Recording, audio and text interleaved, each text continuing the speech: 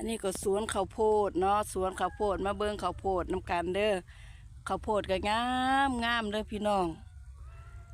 ขี้อิเตอร์มือใหม่หัดใหม่ให้กำลังใจกันในเด้อจ้าเด้อ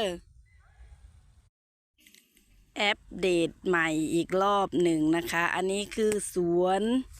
ข้าวโพดนะคะข้าวโพดก็กำลังสวยเลยกำลังสวยกำลังงามเขียวแบบสวยเลยเด้อมีข้าวโพดป่าข้าวโพดนะคะ